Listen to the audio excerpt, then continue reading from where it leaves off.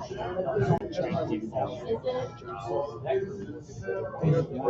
I solved that a little bit too. That one functioned.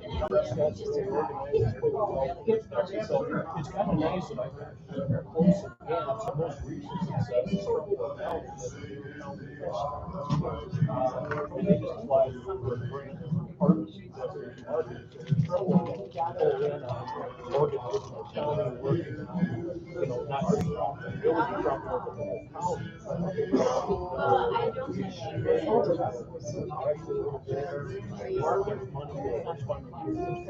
but the whole county. Like, okay, work together. You don't have to be Trumbull County.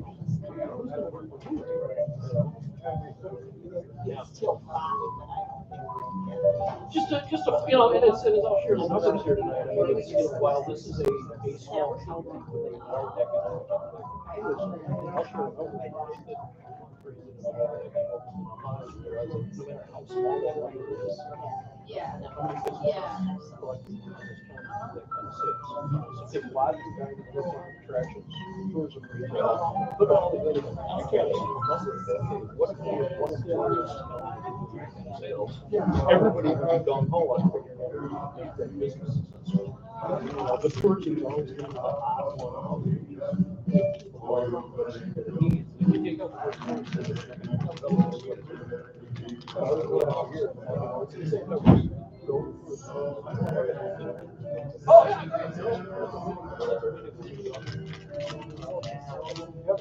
absolutely.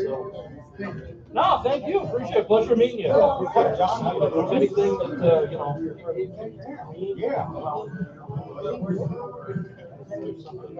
anything. Great. I'm in lacrosse. I'm close. I can be here anytime. Great. Thank you. You betcha.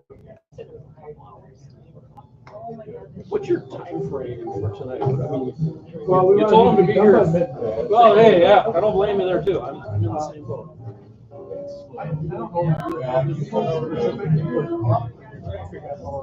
Okay. Who else? You have other people that are presenting, speaking. What's not really all right. Okay. No, excellent. Perfect.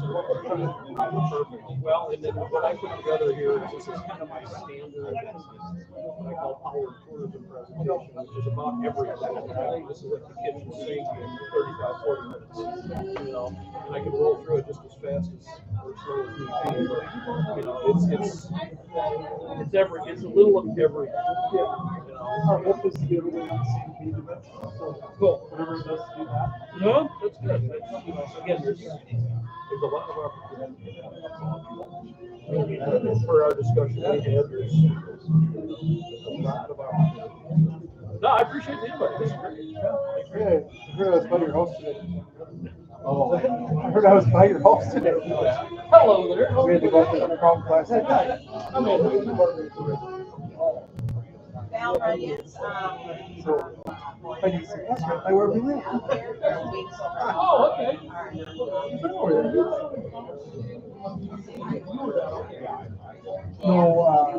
No, the cancel it over.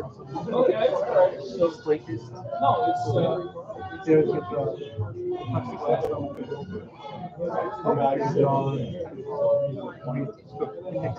yes.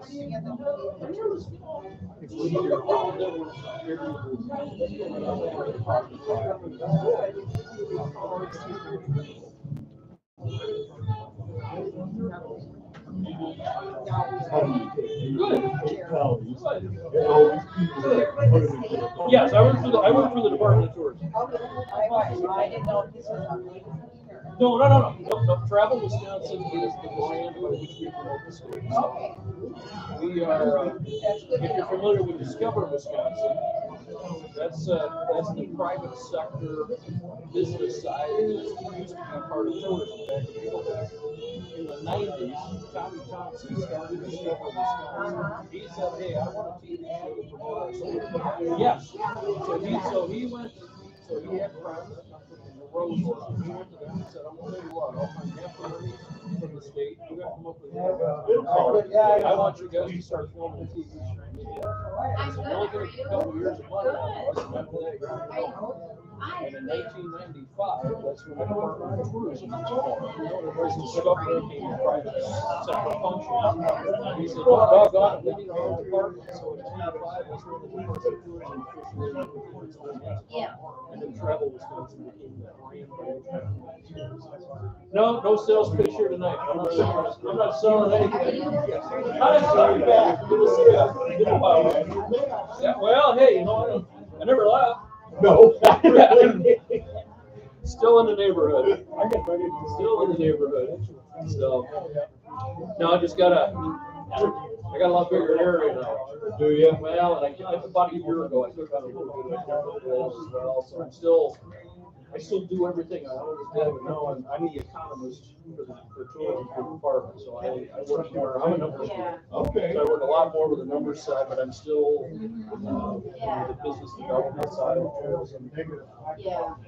And then I got a new gentleman I hired. I had a guy that I hired 10 years ago. He was supposed to be on retirement. He went good on me. He got offered a heck of a job running an organization. So I lost him, but I just hired a new gentleman 6 months ago. So I've been spending time. All right, it looks like we're going to get ready to get started. One of the little gems there. You know what? Closing the door. I feel like that's the final straw.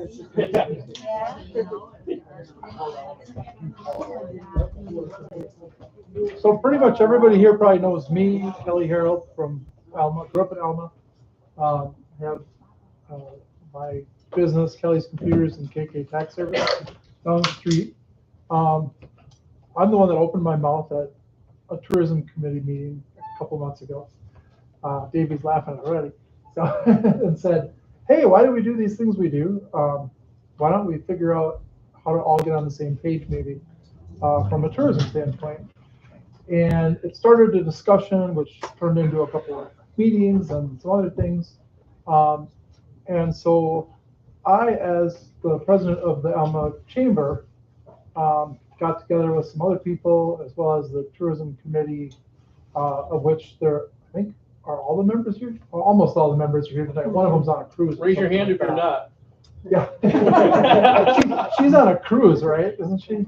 Yeah, But I think Kathy's in a cruise. yeah, I told her she could zoom in, or she could Yeah, Dan and Sandy are. watch online, but Yeah, if she's on a cruise, I'm hoping she does. I know, I mean, I love yeah. everybody to participate, but if you're on a cruise, It's I'm the last yeah. thing you want to listen to. right. So we started having some discussions. Heidi reached out to tourism, the Wisconsin Department of Tourism, which ended up being Andrew or Drew. Call me Drew. Drew. And Drew is from La Crosse. He is the master of all things tourism.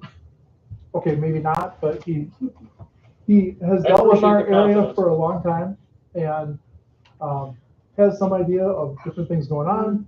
Also likes to help organizations or groups, communities, try to find, like, whether it's find their identity or narrow their identity down or whatever you want to call it.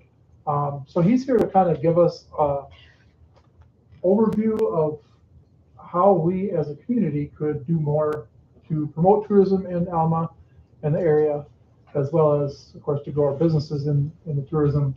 I think I made the comment when we were meeting that I said, well, my business isn't really tourism based. And it's not tourism based, but I, of course, work in Alma. So almost there's so much that is tourism based here that so much of it affects what I do and what every other business in town does, because it brings people to town and brings people, a lot of times, there's a lot of people here that maybe came to town to visit that now stay here. So I'm going to turn it over to Drew and let him talk. So. Very good. Well, thank you. And thank you, everybody, for being here tonight. I appreciate it. This is informal. Anybody that knows me well enough, I'm pretty informal. So, I mean, if you have a question at any point, holler it out, yell it. You couldn't have teed that up any better, because one of the things I will talk about is a little bit about the economics of tourism. And I would argue, when we had our call and you said, well, I'm in computers, I'm not really a tourism business. I would say that Anytime somebody spends money with you that doesn't live in this zip code, you're in the tourism business, because somebody, that's by definition how this works. Somebody comes here, they don't live here, and if they're spending money, this is working. So that trickle down approach on everything here. A little bit background, when you said I'm everything tourism, there's 3 of us in the state that do what I do. Essentially, I'm the boots on the ground for the Department of Tourism. I wear a lot of different hats, and I do wear a lot of statewide hats. But as far as a region goes, basically, I handle everything on the west side of the state most of the time.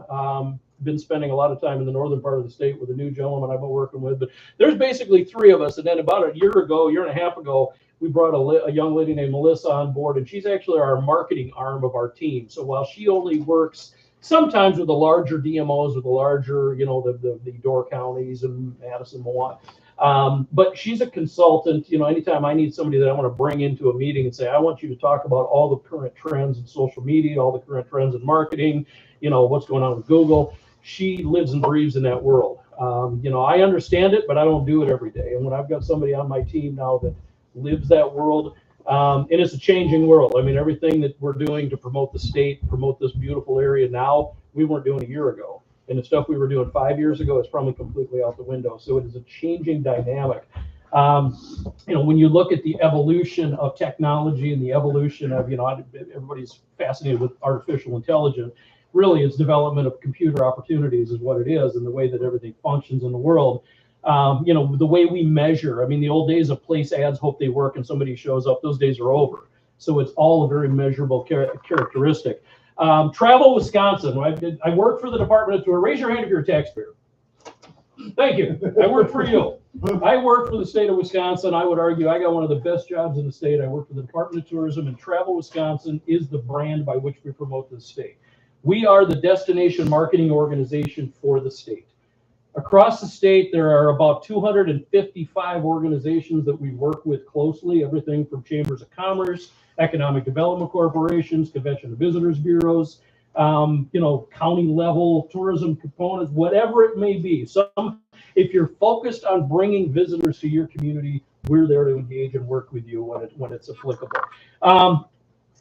For me, I'm an unapologetic blatant capitalist when it comes to tourism. It's about money. We can talk about the fun and the fluff and the rainbows and the flowers. At the end of the day, if it doesn't put money into your cash register, we're not working together properly. So that's how I measure it. And as an economist, I watch the numbers very closely, and I'm going to hit on that a little bit here tonight too. One of the cool things, sometimes this can be a compliment, sometimes it can be not. And we've done a lot of surveys. I'm going to talk a little bit more about some of the research we've done, getting the perception of what visitors think of Wisconsin. But one thing that kept resonating for the past decade was when we talked to people that came to Wisconsin for the first time, and this may be applicable to some of you in the room, people keep saying, we didn't expect that. We didn't expect Wisconsin to be that. We didn't expect Wisconsin to be that beautiful. And I'm biased here on the west side of the state because, well, you just can't beat having the scenery, the river, and the bluffs. I mean, this is nothing against the east side of the state, but I think this is God's country over here as far as visibility goes.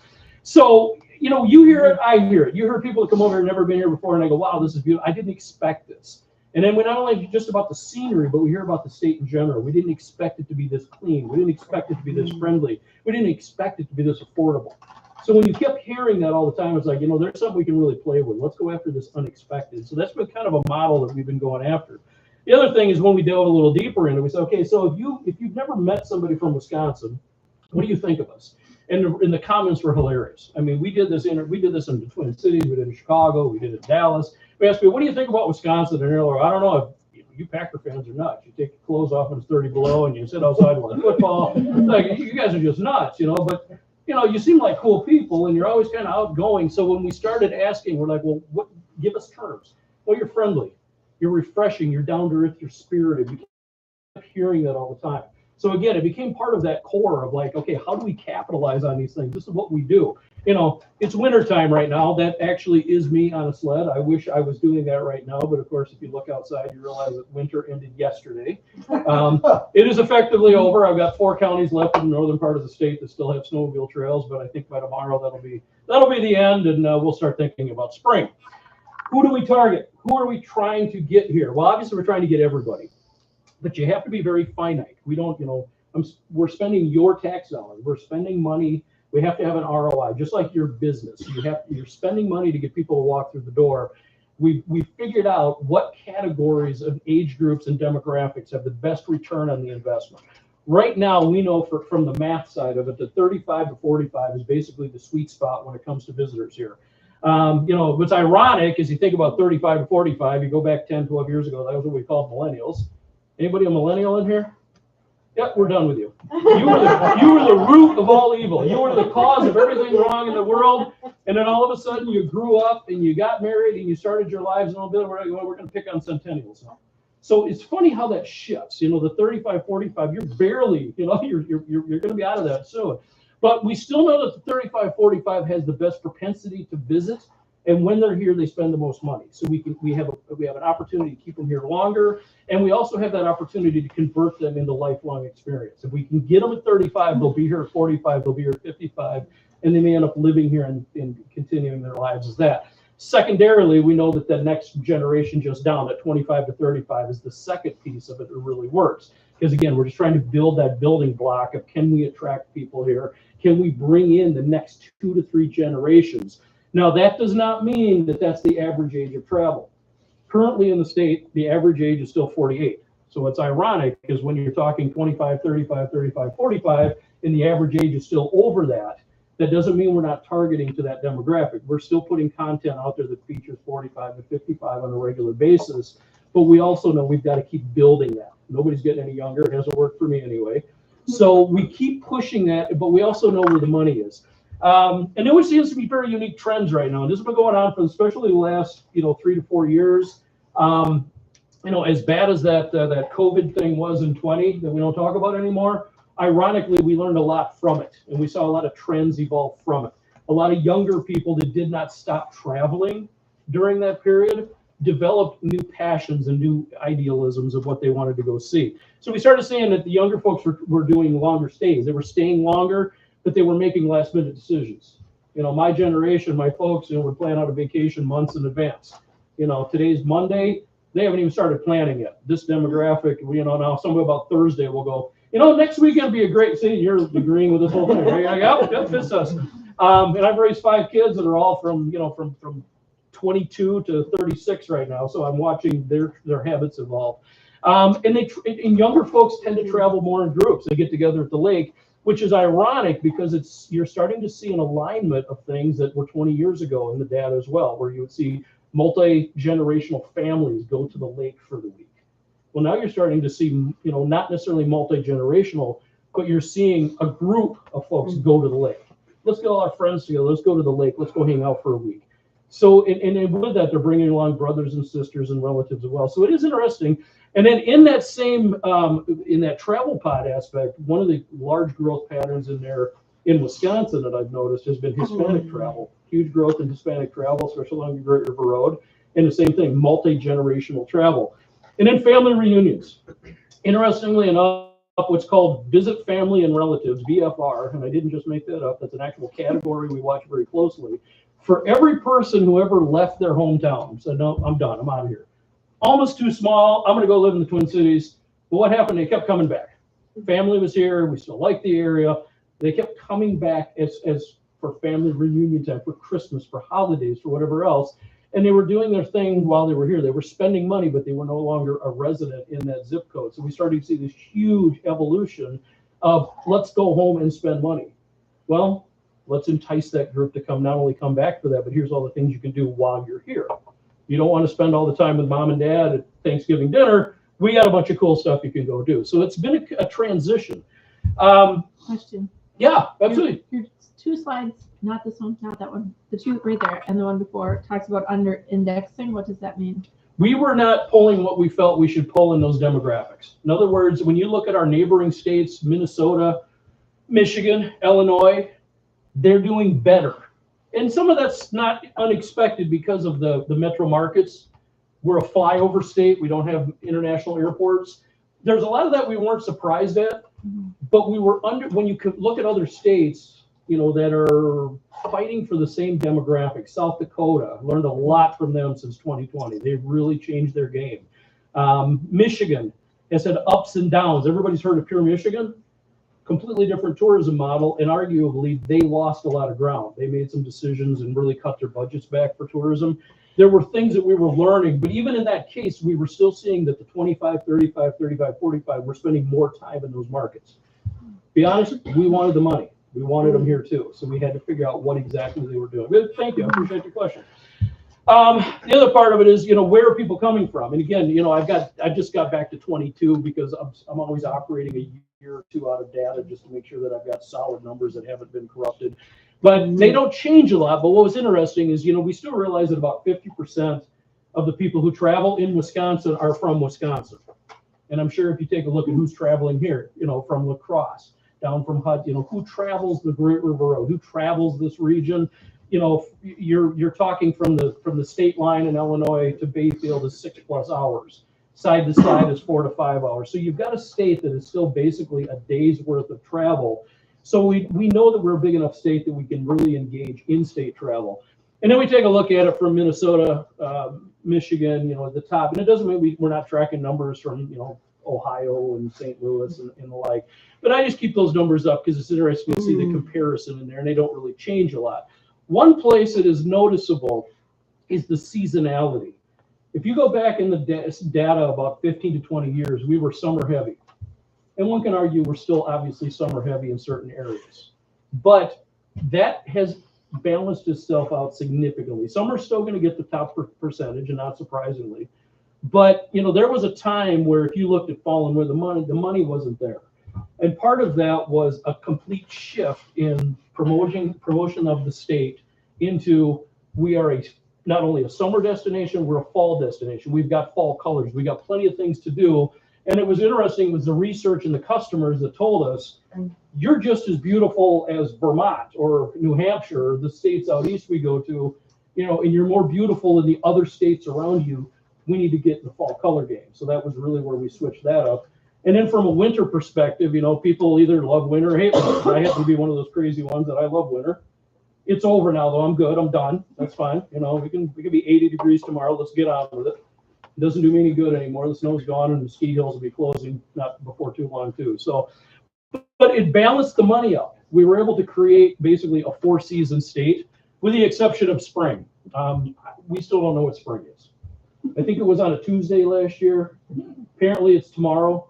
I don't know. I'm not sure what, kind of joke, but there's a lot of truth to that. Ironically, once we drop winter in our promotional, we really kind of transition right into the early summer, late spring kind of things to do inside, a few things starting to happen outside. And then by about the middle of May, it's full on. We're just summer right through, all the way till fall color time. Here's our markets. Again, it doesn't mean that in a world of visual, social, digital that we're not promoting everywhere all the time. We're really promoting more, significantly to interests and activities. So we are putting a message out there in visual, social, digital that says, if you love to be in Wisconsin right now and you still like to downhill ski and you enjoy going out for a fish fry and you enjoy taking a drive and looking at the eagles along the river, we've got you covered. We can put messages out there. And everybody's got a phone. Everybody's got one of these things. And if you're smart and you like me, you connected it to your car or truck. So now your vehicles are talking to the data. So we know exactly who you are, where you came from, how long you're here, what you like to do, where you stopped, where you spent your money. God bless technology when it comes to your credit cards. Everything's trackable. So it's no secret anymore. How long are people here? Where do they go? What do they want to do? That's where we know when we start to under index in the younger folks that we were seeing that not only do we have enough, we didn't get enough of our share of the younger folks. They weren't spending enough money when they were here. So we need to figure out a way to get more money out of their pocket while they're in this market. In the transition, I just threw these up here. Here's our fall color. One of the things we did about 7 years ago is we went to an actual fall color report. We've got reporters in all 72 counties, and in many counties, multiple. So I think there's 285 reporters that go in every week or as applicable, and they say, we're at peak, or we're not, or it's over, whatever it is. We start this out roughly September 1st, and we run this thing right up until basically the beginning of November. So once we've completely walked our way out of fall color, we flip the switch, and it goes back, and it goes to this thing, which is our winter report. And here same deal. We've got reporters in every county, every municipality, if applicable, for downhill snowboarding, cross country, and in snowmobiling. And we can, as this right now, I use the one from 21 because in 21 the map looked really pretty. A lot of good color on it. If I took the one from right now, you would see a couple of counties across the top, and that's all we got left. So it changes real quick in this. How do we reach travelers? You can probably, guess that if you've seen Travel Wisconsin messages. I mean, we are, interestingly enough, still doing some traditional marketing, but the bulk of it is visual, social, digital, and specific target to a specific demographic. The one thing that I think surprises people the most is email. Everybody wagered 10 years ago that email was dead. Nobody's going to ever, and if you think about it, everybody here on your phone has your email. And you probably check your email 50 times a day. You respond to that quickly. It is interesting how technology, because of that right now, the question is, how will the future of email, is it going to stay? And I think with the change of communication, I think there's going to be the next question mark of what email does. But the ultimate goal for us is to push that traffic through the web. Ultimately, we are definitely trying to make sure that Travel Wisconsin is the focus of what we're doing. There's still traditional out of home. We're still doing billboards. We try to do digital billboards as much as possible because we want to be able to change the message as fast as possible. The winter is the most challenging for us. We actually have 6 campaigns, not just one, and it's broken into regions of the state and markets we want to target. So the same people that will go up and ski in Northwest Wisconsin are not the same people who would snowmobile in Northwest Wisconsin. The same people that would snowmobile in Northwest Wisconsin are the same one that would snowmobile down here in the southwest corner of the state. So we've actually got multiple, but when it's digital, the great thing is it's like, there's a snowstorm coming, light them up. And we literally do. And what's funny is we can, there's multiple billboards we've had in the Twin Cities and in Chicago. And the minute we flip the switch and that thing goes up with that, and they're, obviously it's full animation, you've got the snow falling, we see the traffic to the snow report go up by thousands per hour, people checking it out. And then we can watch the arrival numbers as we track people, and we can actually see that in real time. Within about 72 hours, you start to see that effect on it. So it's interesting how it's changed. Now, Travel Wisconsin, this is all about you. One of the key things, and I was working on this last night because I was doing a little bit of behind the scenes. I wanted to kind of see where we're at here. As I bring up just Alma right now, I take a look at this. You can see here, this is Travel Wisconsin. Here's what it looks like, and there's the results for how many searches there are. You can see for places, there's 40. We have 11 articles that include something for Alma, Wisconsin. There's a few things here about the city, and part of that is cross-referencing, like Buena Vista, and a couple of things that are tagged in there, and then resource, and there's other things there, and I think that's a connection for information local. This is a deficit. We're missing a lot of stuff. We were just talking a little earlier too. If you are in lodging, dining, entertainment, attractions, tourism-related retail, you have an event in town, it should be here. It should be listed. It should be part of this. And if it's not here, we need to talk. I brought up events. I put in from February 22nd to September 30th, and this is the only thing right now that shows it's tagged under this community.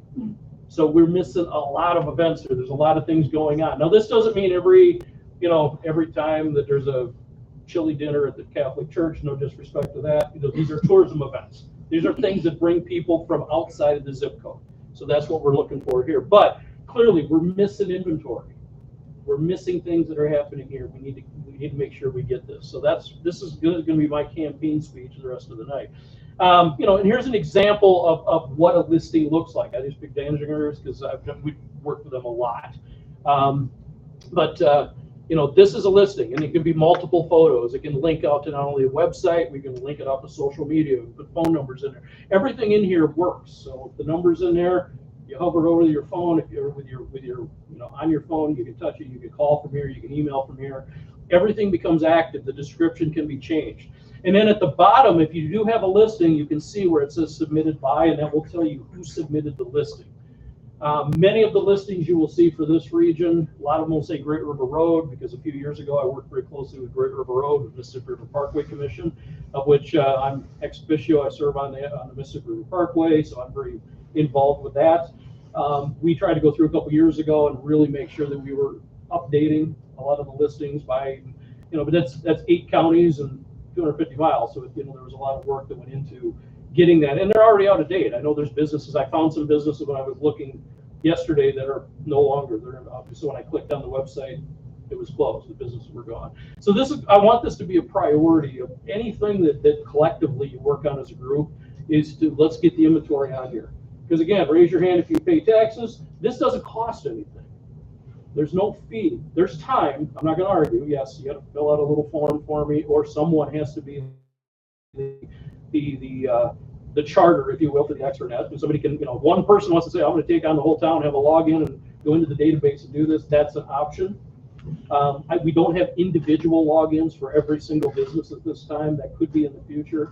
We're at a total disclosure. We're actually going to completely relaunch Travel Wisconsin in about 9 months to a year. It's hit the technological wall for what we want to do. This website was designed for 10 million users a year. We finished out last year at 11. It's functioning great. It's responsive. We like what it's doing, but we're starting to see the competition is starting to have cooler toys. We want to get in the game, so we are in a process right now of building an entirely new platform. Print's not dead. Travel guides, travel maps, when properly utilized, properly designed, and properly distributed, are very effective. In fact, I would argue that we've seen a resurgence. We operate partnership with we have 6 welcome centers in the state of Wisconsin, the closest one being La Crosse when you come in, but we've got 6 of these in the state. We actually saw an uptick last year in distribution of the key travel guide, the map. The map is off a little bit. We're not surprised there. Maps have been wavering a little bit, but it's not like it's fallen off. I mean, we're talking 5 to 10% drop off on the maps over the years. But we still, in this region here, and again, you hear me talk about Great River Road a lot just because I'm very intrinsically involved with it. We produce 50,000 copies. When I say we, I mean Mississippi River Parkway, not the Department of Tourism. Produced 50,000 travel guides. 10 years ago, 85% of those guides were distributed along the Great River Road. The goal, and we accomplished it last year, was to get to 80% outside of the region. We wanted those guides at either entry points or outside markets to attract people into this region, and we're about there now. It's about 20% in market. So you probably, if you're looking for that, you probably think, well, we see less of the Great River Road guide. Unfortunately, that's a great thing. That means that the advertising is outside of the market, and that's what it was designed for with that piece. But we've also noticed that it has driven more traffic, and we've seen collectively the 8 counties have performed better with that being the print piece of it. So why tourism? My favorite question, why tourism? It's a visit, live, work model in my biased opinion. And I say biased because I've been saying for years that tourism is economic development. How many of you didn't live here 5 years ago? 10 years ago? Okay. You moved here from somewhere. You decided, you visited here. At some point you visited this town and you go, you know what, this seems kind of cool. I could see myself living here. And at that point, this became home. That first impression of a community and the opportunities that it avails itself for people, if that drives that next piece of it to say, you know what, I think we could live here. Well, unless you figured out a better plan than I did, you're going to have to work or own a business, right? So it's a wonderful tool, and it works well when it works hand in hand. So I've been saying forever, tourism is the front door of economic development. It brings people here that we've never met yet. And we hope to create a relationship out of it. Now, as I talked about the research, the part I love about the data when it comes to the people that we haven't met yet is that actually there's a term for it called halo effect. And ultimately what that is when people have never heard of us, they've never been here, they don't know anything about Wisconsin, let's ask them some very simple questions. What do you think of us? What do you like of it? What do you like to do? Have you ever heard about Wisconsin? What's your opinion of us? And we had a benchmark. And then we found out from the same people after they visited Wisconsin for the first time, and we were able to track them and say, oh, hey, we appreciate you just spent 4 days here in Wisconsin, and we know where you went, and it freaks people out a little when you reach out to that way. They go, guess what? We know who you are. We know where you came from. Would you be so kind as to answer some questions for us? What did you think of us? Every person that we talked to in that We couldn't find anybody that said, you know what, we're not coming back. Everybody we talked to said, you know what you were selling, we was buying. We liked it. It was better than we expected. It was more than we expected, and it was a benefit. And then we went a little bit further. We said, okay, for those of you that are thinking about the potential of could this be home, what'd you like about us? And I said, well, it really could. We could see ourselves as a place to live. We could see it as a place to start a career. When you look at all of these things on here, every single one of these was once they came, they saw themselves in Wisconsin. That was awesome when you started seeing this. We do this every year in the research now. We kept seeing it grow. We kept seeing it year after year after year. We see this growth in here.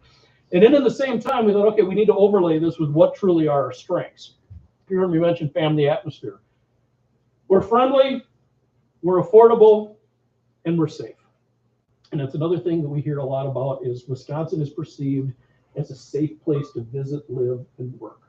Yes, there's always bad people that want to do bad things. I don't care where that is, and the things that have happened in our great state.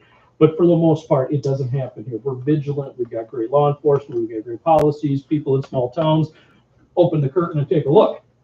We know what's going on, and it's great to get that feedback. It's exciting. It was diverse. It was accessible. It was worry-free. It was unique. Unique being also, it was the same place we got that unexpected piece kept coming back. And from the younger generation, 25, 35, we kept hearing, you know, it's kind of cool. Walking into a supper club and having a fish fry, that was kind of cool. And we kept getting that feedback that the things that we thought we were having to reinvent no, they were just discovering this new thing, and they're going, a brandy old fashioned and a fish fry on a Friday night, that's pretty cool. Well, and the 25-year-olds couldn't get enough of it, and you're still seeing the growth in that. And again, the affordability piece plays into it. This is the one that's the coolest thing that I'll ever show. We asked people, and these are the main states that we do the research in. We asked every one of them, what is your favorite state to visit? What's the place you tend to visit, you want to go back to? Every year for the last 6 years, Wisconsin's been number one. Regardless of age group, regardless of demographic, Wisconsin keeps coming off on top. I mean, we're not making these numbers up. It's just cool when you see this, because it's like sometimes you need to go, damn, we're pretty good. We're in the game. We need to be in the game.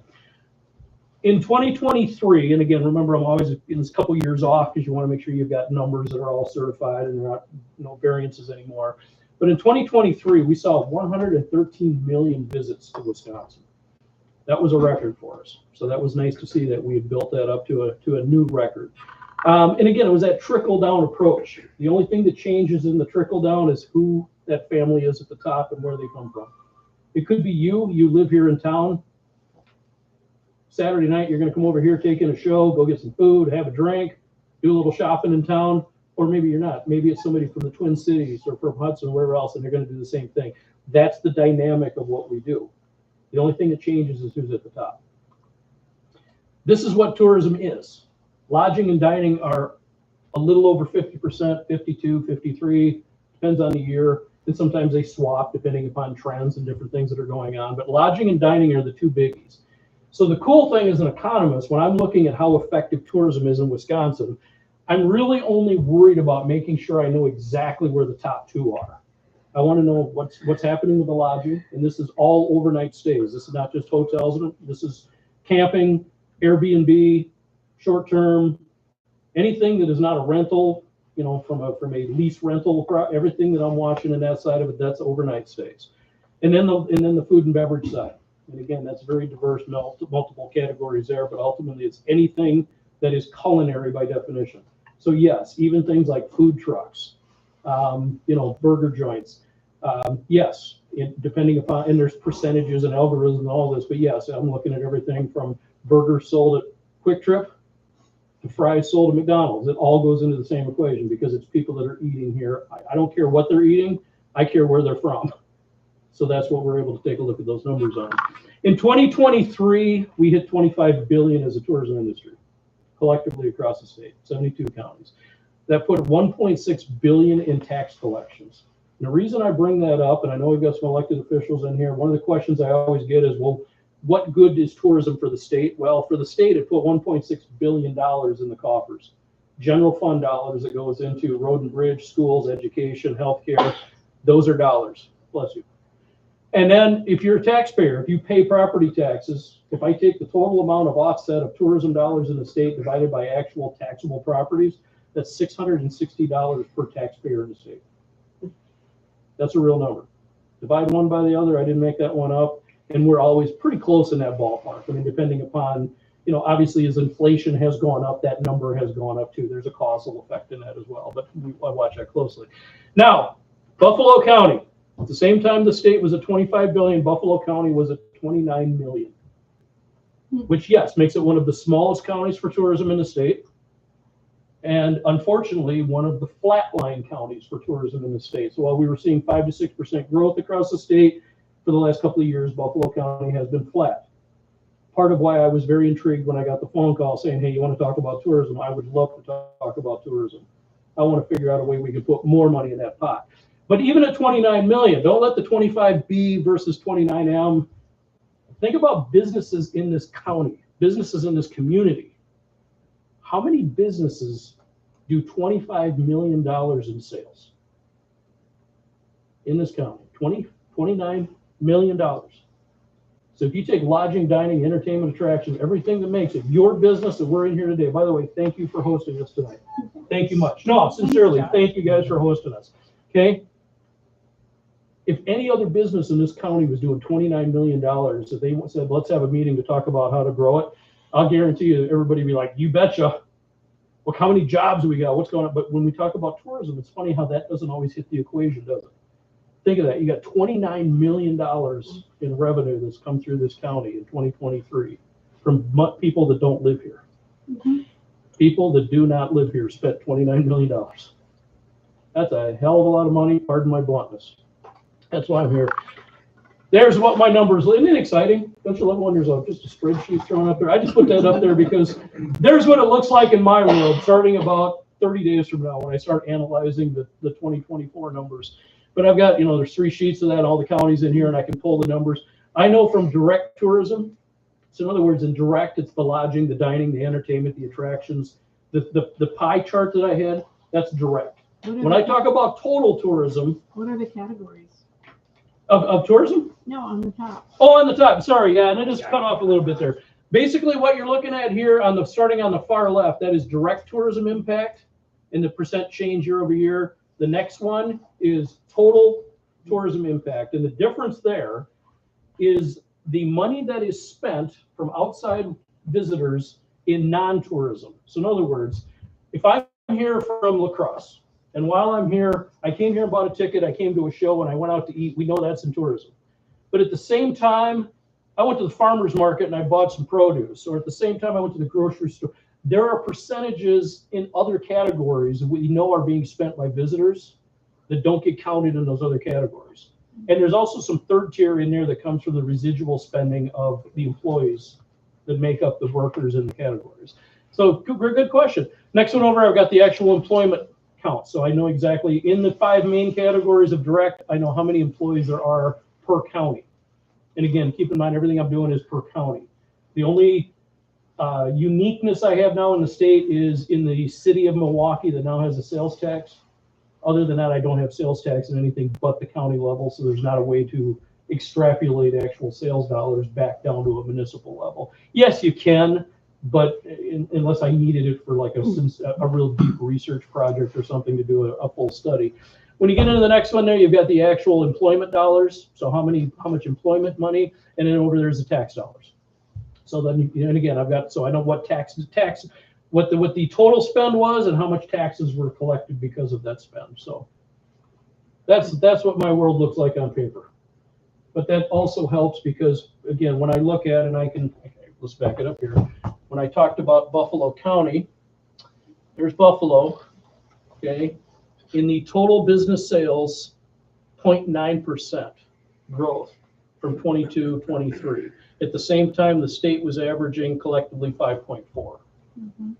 Okay, so that's why when I look at it, I'm not trying to pick on Buffalo County. I'm just saying this is real numbers. This is where I look at it and go, we've got opportunity. There's opportunity here. There's things that we can look at. And depending upon, and ironically, most of the other neighboring counties are cut off on the one single sheet here. But at the same time, there were some other counties that were very largely driving some serious growth. To the north, and I look at the connecting corridors, St. Croix County, With Hudson, the interstate was growing exponentially and La Crosse was growing exponentially. So I look at those connecting corridors and I'm going, what do we need? We need to get more money up and down 35, to be blunt. And nothing against the counties, the rest of the county over the bluff. I'm here talking to you guys in Alma tonight, so that's what I'm addressing on this one. So, last part of this. If you don't remember anything else I babbled about, and I promise to wrap up here quick so you're not listening to me ramble all night. First things first, check Travel Wisconsin. If you're not listed or you know of businesses in your community that should be and are not, let me know. And I will send this presentation out to everybody, and you can do whatever you want with it. Again, I work for the state. Just say, hey, this is public record. We love a copy of it. You got it. Here you go. So that's how that works. I'll send this to you. Tons of newsletters. I talked about travelwisconsin.com. If you put industry dot in front of it, industry.travelwisconsin.com, completely different website. Everything I've talked about tonight is, for the most part, is on that website. If I tell you that at the beginning, everybody walks out when I start. So I tell you it at the end. That way you're stuck listening to me. Like how that works? Newsletters. We can spam you with all the coolest stuff. There's marketing newsletters. There's public relations newsletters. There's information on collaboration. We've got a lot of different opportunities for newsletters, things that you can get that will help you with your business or tourism marketing. This is where I spend a lot of time, and anybody that's worked with me in the past, this is where I get very passionate about what is your public relations plan. Everybody should have one. What are the 5 coolest things that I can do in Alma, Wisconsin? Better yet, what are the top 3 things I can do in Alma, Wisconsin? Fish. Huh? Fish. Fish. There's one. What else can I do? Stuff, Okay. Yeah. camping. Camping. Okay. Now, everybody's based on their own individual likes and interests will have different lists. The question is, collectively, as you promote this community, can you promote everything to everybody? If you've only got a finite amount of money, you need to prioritize what has the best ROI, what brings the most potential in here. Yes, fishing's hot. What are the things? Events. You have any events you're hosting, anything that brings in more than just a carload of people, brings them in for the weekend. How do we capitalize on that? Not just bring them here for an event, but how do we get them to stay here longer and spend more often? We want you to come back. We want you to be part of this community. So when you look at that public relations, if somebody stops you in an elevator, you're on vacation, they walk up to you and say, so where are you from? What do you say? Where are you from? Alma. Where's that? Oh, Wisconsin. Oh, cool. What's that town known for? Cool little town on the river. Don't you River love- town see? is chill. Don't you love being put on the spot? Yeah. Everybody gets caught in those moments. And it can be a make or break, it's first impression. That's why I always say, always be prepared with, so what do you do? What do you guys do? We run a theater. You do? Very cool little theater, yeah, it's How long you had it? about 2 years. Very cool. Yeah. Awesome. What kind of shows do you do? Do kind of everything. World music, jazz, rock, everything That's in so- between. Right Yeah. downtown? Right downtown, yeah. Do movies almost once a week too. Awesome. What's your website? BigRiverTheater.com. I'm going to check that out. There's the elevator speech. Is everybody prepared with an elevator speech for your town? Even if you're not in tourism. What if you're a computer guy? You're not actually engaging, but everybody needs to have that ready to go. That elevator speech. This is why this town is cool. This is what we have. This is what we're known for. We love it here. And then you add in your own personal little quote as you get that together. This is the part of it. Every town is unique, and this is an awesome little town with a ton of potential. It always has been. I love this town. I'm not just saying that because I'm here. I've always loved this area. I think it's beautiful along here. Okay?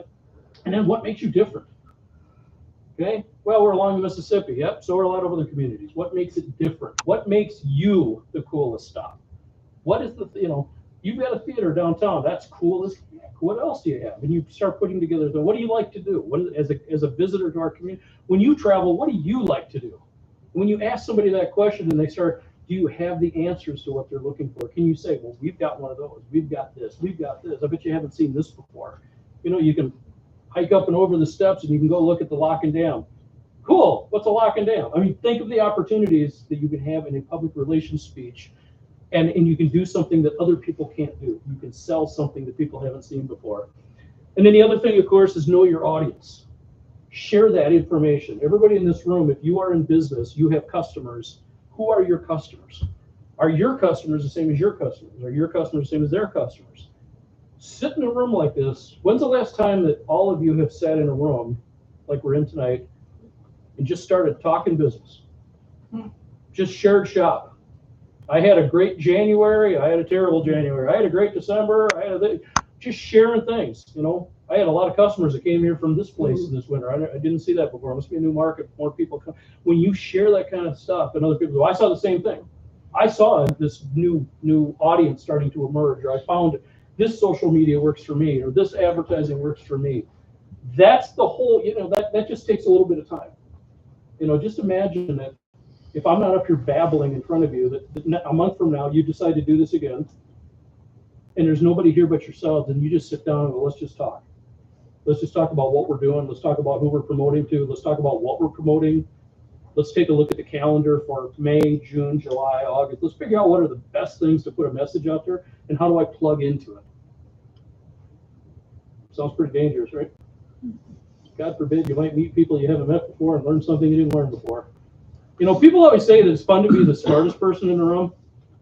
I'm odd. I find it better to be the dumbest person in the room, because you know what that means? If I surround myself with smart people, I learn stuff when I leave the room.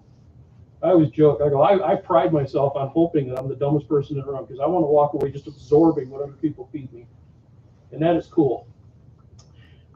If you need workers, if you're still having a challenge there, everything you do to promote your business and to get the word out about this town will drive your workforce. It will bring more people because they'll discover this is a cool place to visit, live, work. So always keep that tied together. And thank you to the chamber. Thank you for, you know, I appreciate the call. About a month ago we had the discussion, and you guys took it on and put it on your website and invited everybody. Thank you. Thank you. Thank you for putting this together and for inviting people. Okay? That's the whole key to collaboration, is just, you know, let's talk. Let's just get together. Let's figure out what we can do here. Again, same thing. Partner with local DMOs. And look at where your destination marketing organizations are, whether it's just your chamber in the community, Wings Over Alma. You know, do you have a relationship with the west coast of Wisconsin folks from Nelson all the way up? Do you have a relationship, you know, with Trimble County? You have a relationship with La Crosse, with Winona across the river? Who do you have a relationship with? Because I'll guarantee you, if you pick up the phone and say, you know, we meet like once every couple of months and talk about tourism, would you be willing to come over and kind of share with us what you're doing? They're like, hell yeah, we will. Yeah, cool. I mean, trust me, rarely do I find people in tourism that go, we don't want to be part of that discussion. They're going to jump to it. And it doesn't matter if there's a big river in the middle of us or 2 states apart, whatever it is, it doesn't matter. It truly doesn't matter. I spend more time in meetings in Minnesota, Illinois, and Iowa sometimes than I do in my own state, because we've got fantastic relationships. We work well with Winona. We work well with Rochester. I work with Dubuque, Iowa regularly, Galena, Illinois, Rockford, Illinois. We work together well. Yeah, we're competitive. I mean, we're tooth and nail. We're fighting each other for the market. But it's also great when we sit in a room and go, so what's working for you guys? What's new in your community? You know, well, we're hearing a lot of people go to Wisconsin for this. Really? Well, we're hearing a lot of people going to Rockford for this. So what the heck? You know, we learn a lot. We share a lot. You know, we understand each other. Benefit that I have in my role with the state is we're not regulatory. There's no licensing. There's no badges. We are a non-regulatory agency. I can pick up the phone and I can annoy any other state agency or elected official at will. I can pick up and I can talk to senators, state assembly, other department heads. We don't have those rules of engagement. If you ever have a question that pops up, state government can be a real pain to navigate through. You know, hey, I got a question for somebody at the DNR. I got a question for somebody at DOT. I got a question. Who do we talk to? Even Department of Revenue. And I deal with those sometimes too, especially when it comes to room tax. I'm the room tax guy for the state. I have the ability to pick up the phone. Best case scenario, I get you an answer. Worst case scenario, I get the same thing you did. I don't get anything. But at least I can have that. And from a legislative standpoint, I have never met anybody with the letter behind their name that didn't care about their community and how many people were there. So that's a great thing about tourism too. Nobody takes a vacation based on how they vote, and nobody discriminates on it. We can have our differences, but when it comes to tourism, it's like, yeah, no, we bring them in. You know, explain who these visitors are, explain why is it good for my community. And sometimes there's issues in the community too that a legislator needs to know about. You know, your community may need representation at the state because of something happening here. I can help you with that fight. I can pick up the phone and say, hey, Senator, we need to chat. I was just in a meeting with folks in Alma, guess what I heard? And I do make those calls. And they appreciate it. They appreciate it. Last thing on the list for me is, this is where it starts. It actually should be number 1, not number 10. Make sure